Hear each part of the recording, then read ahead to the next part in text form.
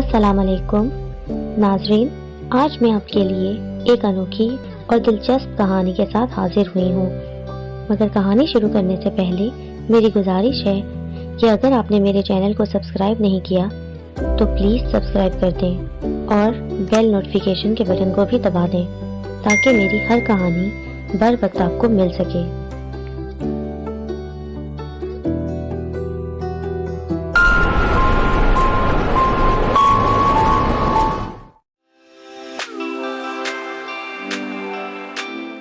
अब वो सब वहाँ से भाग जाते हैं और कुछ देर भागने के बाद जब पीछे मुड़कर देखते हैं तो वहाँ कुछ नहीं होता। वो झोंपड़ी गायब हो जाती है। वो ये देखकर रोने लगते हैं और अपने दोस्त को आवाज़ें लगाते हैं और कहते हैं कि हमें यहाँ आना ही नहीं चाहिए था। इतने में उनकी नज़र एक जुगनू पर पड़ती है जिसमें से सब्ज़ रोशनी निकल रही होती है। तो उन सबको उस औरत की बात याद आती है कि अपनी आँखों का सही इस्तेमाल करो। तो वो इसके बारे में सोचने लगते हैं और काफ़ी देर सोचने के बाद वो फिर से अपना सामान निकालते हैं तो उनकी नज़र दूरबीन पर पड़ती है।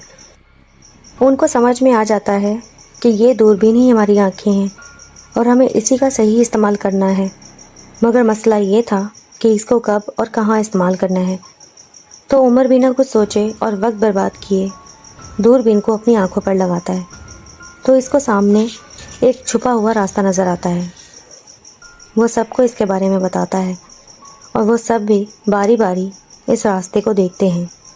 मगर वो रास्ता बस उसी को नज़र आता है जिसके पास वो दूरबीन थी। अब ये उनकी समझ में थोड़ा थोड़ा आने लगा था कि हम सब के पास जो सामान है हमें उनसे ही अपने दिए गए कामों को अंजाम देना है और तब ही हम यहाँ से बाहर निकल सकते हैं। जैसे कटोरी और लाइटर का काम ख़त्म होने के बाद वो गायब हो गए। मगर मीरब और अली कहते हैं कि नहीं, वो गायब नहीं हुए, अब वो हमारे गले में हैं। पता नहीं कैसे ये हमारे गले में आ गए हैं और बहुत कोशिशों के बाद भी ये गले से नहीं निकल रहे। मीरब के गले में कटोरी को लटका देखकर हसन ज़ोर ज़ोर से हंसने लगता है और बोलता है क्या लगता है तुम्हारा अगला काम भीख मांगना है। तो मीरब गुस्सा हो जाती है और उसको मारने लगती है और कहती है कि ऐसे मौके पर भी तुम्हें मजाक सूझ रहा है। तो उमर बोलता है कि अगर मैं गलत नहीं हूँ तो हम सबके पास एक एक चीज़ है और अगर इनका आपस में कोई लिंक है तो बिना कासिम के हम यहाँ से निकल नहीं पाएंगे। अब वो इस पर बहुत परेशान हो जाते हैं क्योंकि उनको कासिम की कोई खबर नहीं होती। इनको ये तक पता नहीं था कि वो ज़िंदा भी है या नहीं। कशफ रोने लगती है और कहती है मुझे यहाँ नहीं रहना, मैं मरना नहीं चाहती। तो सब उसको दिलासा देते हैं और कहते हैं हम सब यहाँ से ज़रूर बाहर निकलेंगे, तुम हौसला करो। अब वो दूरबीन के दिखाए रास्ते पर चलने का फ़ैसला करते हैं और उमर दूरबीन को अपने गले में डालकर रास्ता देखते हुए आगे चलने लगता है और बाकी सबको उसके पीछे आने को कहता है। सब डरते डरते आगे कदम बढ़ाते हैं क्योंकि जिस रास्ते पर उमर चल रहा होता है वहाँ ज़मीन नहीं होती और ये सब हवा में चल रहे होते हैं। एक जगह पहुँचकर उमर रुक जाता है और कहता है कि यहाँ एक बहुत बूढ़ा दरख्त है, मगर वो दरख्त किसी को नज़र नहीं आ रहा होता। उमर दरख्त के करीब जाकर उसको हाथ लगाता है तो वो दरख्त हरा होना शुरू हो जाता है। ऐसा करते ही वो दरख्त बाकी सबको भी नज़र आने लगता है। अब अंधेरा भी कम होने लगा था और रोशनी हो जाती है। इस दरख्त को देखकर ऐसा लगता है जैसे वो सांसें ले रहा हो। तो उनको पहली याद आती है कि सीधा चलते जाओ, सुनो जो धड़कन लकड़ी में से, जैसा वो कहे वैसा करते जाओ। इतने में इस दरख्त से एक आवाज़ आती है कि आखिर तुमने मुझ तक पहुंचने का रास्ता ढूंढ ही लिया। तो हसन कहता है कि क्या आप वही दरख्त हैं जिस तक पहुंचने का हम रास्ता तलाश कर रहे थे। तो आवाज़ आती है हाँ, मैं वही हूँ। और अचानक एक बूढ़ी औरत उस दरख्त से बाहर आती है। ये मंजर देखकर मीरब बेहोश हो जाती है और बाकी सब भी हैरान होते हैं। वो औरत मीरब के सर पर हाथ फेरती है और वो उठकर बैठ जाती है। तो सब इस औरत से पूछते हैं कि आप कौन हैं और ये जगह कौन सी है, हम यहाँ कैसे फंस गए। तो वो औरत बताती है कि मैं यहाँ की रानी हूँ और ये मेरा शहर है। सदियों पहले यहाँ बहुत रौनक हुआ करती थी। मेरे सारे मुलाजिमीन अपनी जगह पर अपने काम सरअंजाम दे रहे थे। मेरे दौर में हर किसी को सब कामों की आज़ादी थी, इसलिए मेरी रियाया मुझसे बहुत खुश थी। यहाँ हर किसी को इंसाफ मिलता था, किसी के साथ बेइंसाफ़ी नहीं होती थी।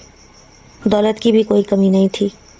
मेरा शौहर یعنی راجہ صاحب وفات پا چکے تھے، مگر ان کی موت کے بعد مجھے ان کی سچائی کا پتہ چلا کہ وہ ایک جادوگر کے ساتھ مل کر مجھے اور بچوں کو مار کر ساری ریاست پر قبضہ کرنا چاہتے تھے، مگر اس جادوگر کی اپنی نیت خراب ہو گئی اور اس نے انہیں 2 پریوں کی مدد سے مروا دیا۔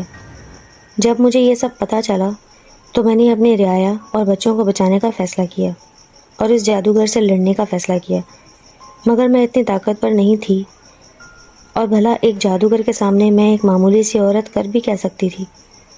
پھر ایک رات میں نے خواب دیکھا کہ میری پوری ریاست پر اس جادوگر اور اس کی پریوں کا راج ہے اور ہم سب اس کے غلام ہیں، اور جادوگر نے ہمیں مختلف چیزوں میں تبدیل کر رکھا ہے۔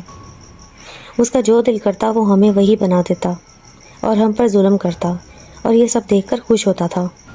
مگر میری حالت تب خراب ہوئی جب میں نے اپنے بچوں کو قید خانے میں چوہا بنے دیکھا۔ ان کو اتنی گندگی میں دیکھ کر مجھے بہت تکلیف ہو رہی تھی۔ میں جیسے نیند سے جاگی تو میں نے اپنی رعایا کو اکٹھا کیا اور سبھی سپاہیوں کو حکم دیا کہ سب عورتوں اور بچوں کو یہاں سے کسی دوسرے شہر لے جاؤ اور محفوظ مقام پر پہنچا دو۔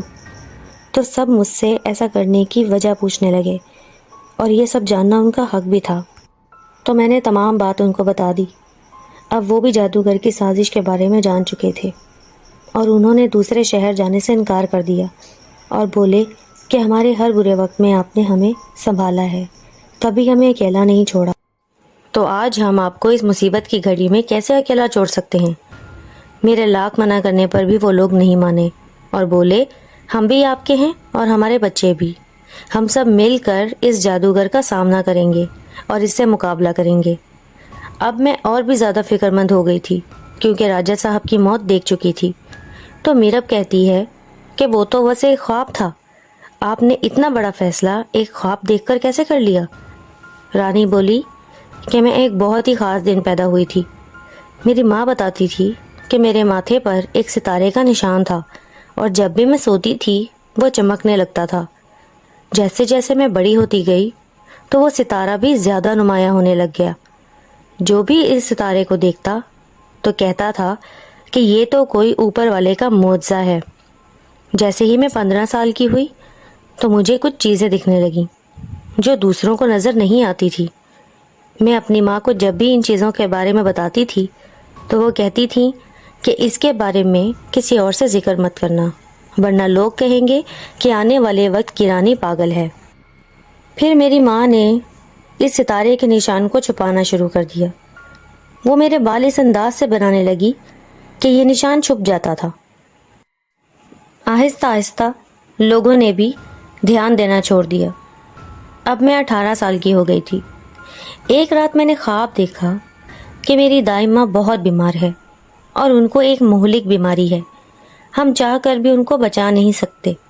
میں آدھی رات کو روتے ہوئے اٹھ بیٹھی اور شور مچا دیا کہ دائی ماں کی طبیعت ٹھیک نہیں ہے، وہ مر رہی ہے، ان کو بچاؤ۔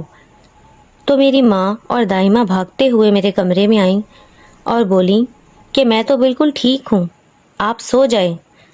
دائی ماں نے میری پرورش کی تھی، اس لیے مجھے ان سے بہت محبت تھی۔ صبح ماں نے مجھ سے پوچھا کہ رات کو کیا ہوا تھا، تو میں نے سارا خواب ان کو بتا دیا۔ ماں نے بولا کوئی بات نہیں، بس وہ تو ایک خواب تھا، اس کو بھول جاؤ اور تیار ہو جاؤ، آج تمہیں دیکھنے دوسرے شہر سے شہزادہ آ رہا ہے۔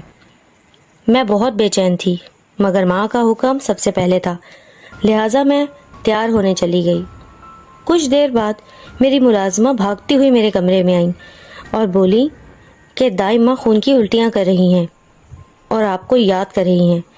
میں بھاگتے ہوئے ان کے پاس گئی تو وہ بس آخری سانسیں لے رہی تھی اور مجھے بولیں کہ تم نے جو خواب دیکھا تھا دیکھو وہ پورا ہو گیا، مگر ایک بات یاد رکھو، اپنے خوابوں کا ذکر آس پاس کے لوگوں سے مت کرنا، ورنہ یہ لوگ تمہاری اس طاقت کا غلط استعمال کریں گے۔ تم آنے والے وقت کی رانی ہو، تمہیں مضبوط بننا ہوگا۔ اور اتنا کہہ کر وہ اپنے خالق حقیقی سے جا ملی۔ دائی ماں کی وفات کی وجہ سے ماں نے شہزادے کو پیغام بھجوایا کہ کسی اور دن تشریف لائیں۔ دائی ماں کے جانے سے میں بہت دکھی تھی اور ان کے آخری الفاظ میرے کانوں میں گونج رہے تھے۔ اسی وقت میری ماں میرے کمرے میں آئی، مجھے سینے سے لگایا اور بولیں کہ میری بچی میں تمہاری حالت سمجھتی ہوں، مگر کبھی کبھی ہمیں کچھ چیزوں کو نظر انداز کر کے آگے بڑھنا ہوتا ہے۔ دائمہ کی باتوں کو یاد رکھنا اور اپنے خوابوں پر کسی کو حکومت مت کرنے دینا۔ میں ہر رات ایک نئے خواب کے ساتھ اٹھتی تھی اور اپنے وقت پر وہ خواب پورا ہو جاتا تھا۔ میں نے اپنا بچپن دیکھا، اپنی جوانی دیکھی، لوگوں کو اس دنیا میں آتے دیکھا اور جاتے ہوئے بھی دیکھا۔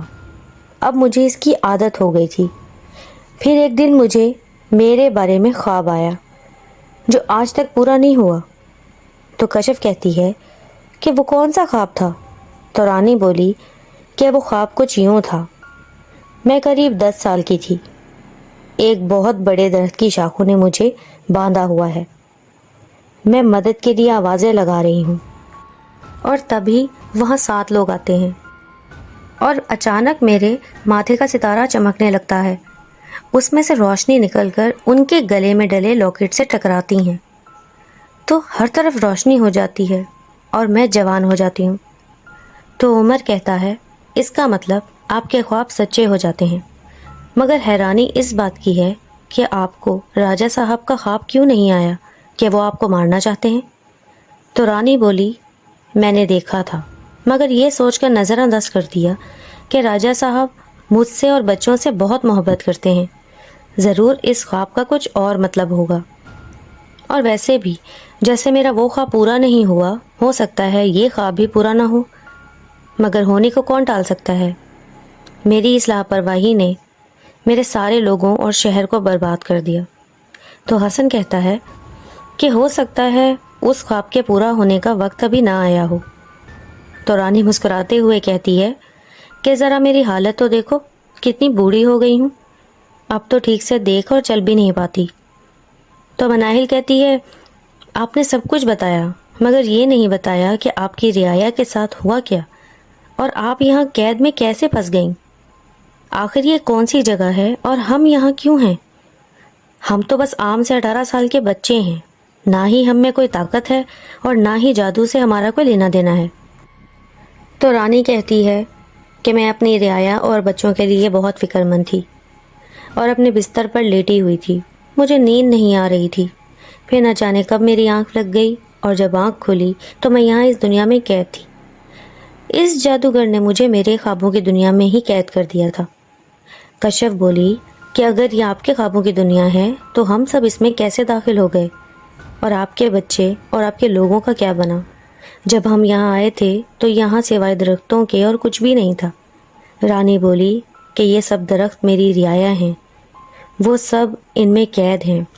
جس نے بھی یہاں سے بھاگنے کی کوشش کی یا مجھ تک پہنچنے میں کامیاب ہوا، جادوگر نے اس کو پتھر کا بنا دیا، اور ان کے پتھر بنتے ہی ان کے درخت بھی سوکھ جاتے تھے۔ عمر بولا اس کا مطلب کہ اب تک ہم نے جن بھی چیزوں کا سامنا کیا وہ سب آپ کے خوابوں کا حصہ ہے۔ تو رانی نے پوچھا کہ کیا ہوا ہے تم لوگوں کے ساتھ؟ تو وہ سب کچھ رانی کو بتا دیتے ہیں۔ تو رانی کہتی ہے کہ بھلے یہ سب خواب میرے ہیں، مگر ان کا استعمال وہ جادوگر اپنے طریقے سے کر رہا ہے۔ تم لوگ بھی اب یہاں پھنس گئے ہو۔ وہاں دوسری طرف قاسم ایک الگ جگہ قید ہو گیا تھا، مگر اب اس کا پاؤں پہلے سے بہتر تھا اور وہ وہاں سے بھاگنے کے لیے راستہ اور روشنی تلاش کر رہا تھا۔ اس کو اپنے سے زیادہ اپنے دوستوں کی فکر ہو رہی تھی۔ قاسم کو یہ تک نہیں پتا تھا کہ وہ جس جگہ پر قید ہے ہر طرف گہرا کالا اندھیرا چھایا ہوا تھا، جیسے وہ اندھا ہو گیا ہو۔ کچھ دیر بعد اس کو کسی کے بولنے کی آواز آتی ہے تو وہ ہوا میں اپنے ہاتھ یہاں وہاں ہلانے لگتا ہے کہ اگر کوئی سامنے ہے تو اس سے میرے ہاتھ ٹکرا جائیں گے۔ اسی طرح کرتے کرتے اچانک وہ زمین میں دھنسنے لگا اور ایک نئی جگہ پہنچ گیا۔ وہاں بہت سارے لوگ تھے، مگر سب کے چہرے عجیب تھے، سب کے ہونٹ غائب تھے اور وہ بول نہیں سکتے تھے۔ قاسم یہ منظر دیکھ کر بہت زیادہ ڈر جاتا ہے اور سوچتا ہے کہ ضرور یہ لوگ بھی یہاں قید ہیں، اگر اس نے مجھے دیکھ لیا تو مجھے بھی ان جیسا بنا دے گا۔